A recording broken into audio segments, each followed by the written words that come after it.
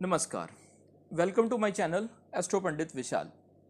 आज से हम ट्राई करेंगे कि इन सिंपलेस्ट पॉसिबल मैनर हम एस्ट्रोलॉजी के बेसिक से एडवांस लेवल तक की जर्नी स्टार्ट कर सकें। Today it's a lesson number 1 and हम थोड़ा मॉडर्न वे में ही बात करेंगे सो डैट ये महासागर से कुछ लर्निंग हम ईजिली एंड इफेक्टिवली ड्राइव कर सकें। इफ़ यू एग्री तो प्लीज़ थोड़े नोट्स वगैरह बना लेना फॉर फ्यूचर ईजी रेफरेंस। अच्छा, पहले कमेंट करके बताएं कि कितनों को ऐसा लगता है कि उनको सक्सेस मिलते मिलते रह गई, या अच्छा भला उनका बिजनेस चल रहा था एकदम से ठप हो गया, या अच्छी भली मैरिड लाइफ चल रही थी एकदम से ख़राब हो गई, या फिर उन्होंने कोई कोशिश नहीं करी, कोई उम्मीद नहीं थी और एकदम से उनको खड़े पैर पे प्रॉफिट हो गया। कमेंट करिएगा। खैर, सो आज to start with we will cover these topics, that is, what is astrology, why it is important to learn astrology, how planets and other geoastrophenomena affect our daily life. Friends, सबसे पहले समझते हैं कि what is astrology means ज्योतिष है क्या। ज्योतिष का मतलब है लाइट और ईश का मतलब है गॉड। तो एस्ट्रोलॉजी बेसिकली वो नॉलेज है जो प्लैनेट्स, सूर्य, चंद्रमा, स्टार्स की एनर्जी के जरिए हमें लाइफ का सही रास्ता दिखाती है। होरा प्राशर के अनुसार astrology is eyesight of Vedas. In the subject we deal mainly with Hora. Hora क्या होता है? In Hora we deal with situations, life, events etcetera. Other part is mathematics part of the astrology.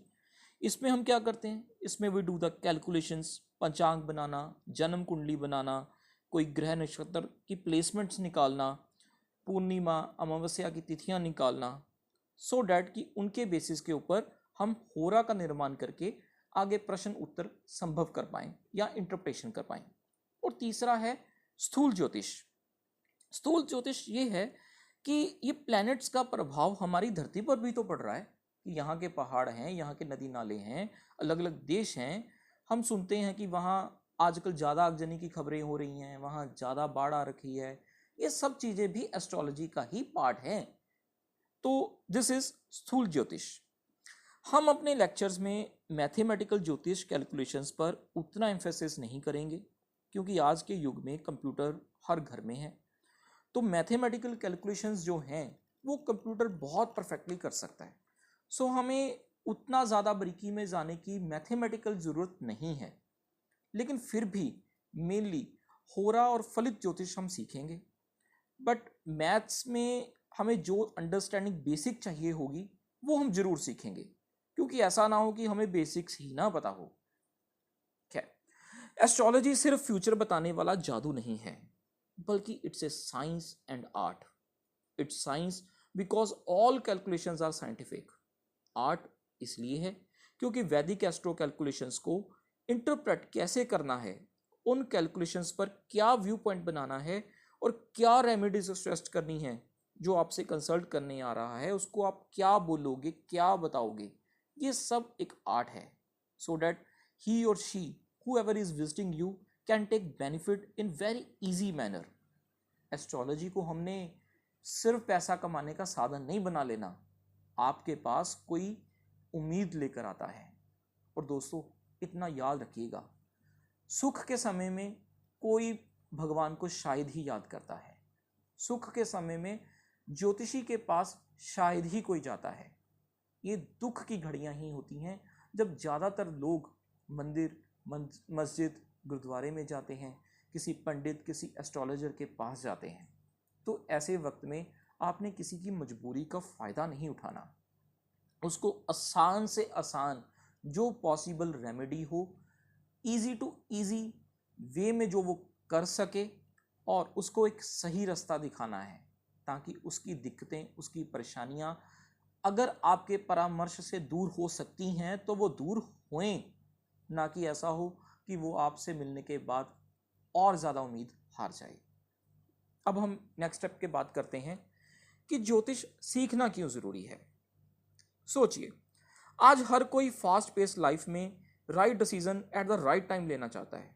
चाहे वो करियर चॉइस हो, एग्ज़ाम हो, इंटरव्यू हो, business हो, job, which ever job, relationship management, घर कब बनेगा, हर जगह timing and right energy and right guidance matter करती है।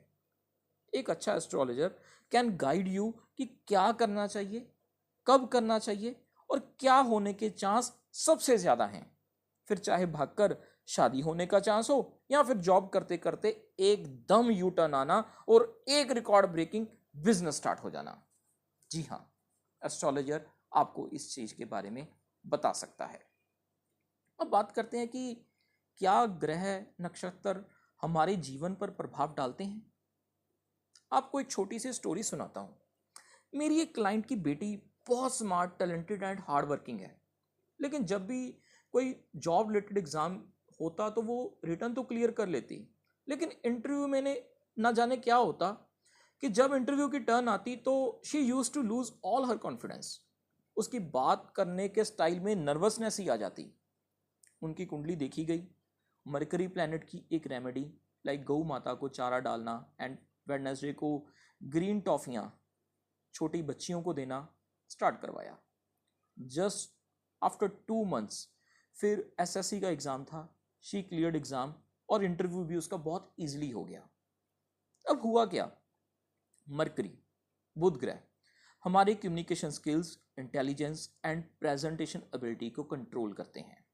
इनकी remedy and result is good. अब आप कहते हो कि प्लैनेट्स का हमारे जीवन पर क्या प्रभाव पड़ता है। देखिए, प्लैनेट्स का हमारे जीवन पर बहुत प्रभाव है। सूर्य और चंद्रमा का प्रभाव मानव तक ही सीमित नहीं है, बल्कि हमारे यहाँ पे जो वेजिटेशन है उन पर भी उसका प्रभाव पड़ता है। आप देखते होंगे कि कई फूल सुबह खिलते हैं और रात को सिमट जाते हैं। सफ़ेद कुमुद रात को खिलता है और दिन में सिमट जाता है। रक्त कुमुद दिन में खिलते हैं, रात को सिमट जाते हैं। और ये कॉन्स्टिलेशंस, तारागणों का प्रभाव पशुओं पर भी पड़ता है। यहाँ तक कि आपने चंद्रमा के कारण पढ़ा होगा कि ज्वार भाटा आता है। तो अगर इतनी दूर से चंद्रमा समुद्र के पानी को अपनी तरफ खींचता है और समुद्र के जल स्तर में ऊपर नीचे होता है, तो इंसान, जी हाँ, हम इंसान जिनके शरीर का 70% हिस्सा पानी है, तो क्या हम पर चंद्रमा का कोई प्रभाव नहीं पड़ता होगा? पड़ता है। तो यही कारण है कि हम ये प्लैनेट्स को स्टडी करते हैं। मॉरल ऑफ द स्टोरी ये है कि एस्ट्रोलॉजी सिर्फ फ्यूचर बताने के लिए नहीं, बल्कि हमें self improvement and career success में भी प्रैक्टिकली गाइड करती है।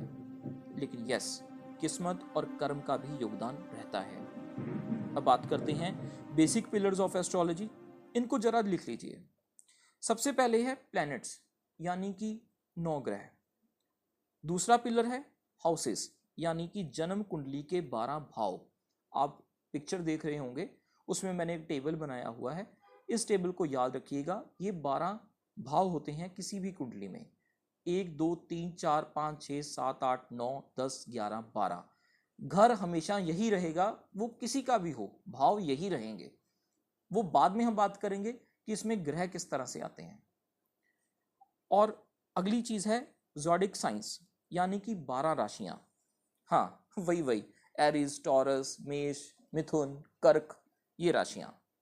चौथा पिलर है नक्षत्रास, यानी कि 27 नक्षत्र, यानी तारामंडल, यानी कॉन्स्टिलेशंस। यही 4 पिलर्स मिलकर एस्ट्रोलॉजी को साइंस बनाते हैं।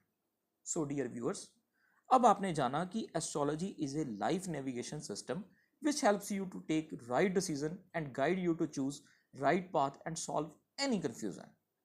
ये मैं फिर से बोलना चाहूँगा कि ज्योतिष कोई ब्लैक मैजिक नहीं है। यहाँ चमत्कार नहीं होते, यहाँ बस विश्वास होता है भगवान का और इस साइंस का। नेक्स्ट वीडियो में वी विल लर्न प्लैनेट्स, भाव, राशियाँ और नक्षत्र। जुड़े रहिए @एस्ट्रो पंडित विशाल के साथ और एंशिएंट विजडम को मॉडर्न वे में सीखते हैं और अप्लाई करते हैं। मज़ा आएगा। अपने नोटबुक्स साथ साथ बनाते रहिए। Thank you.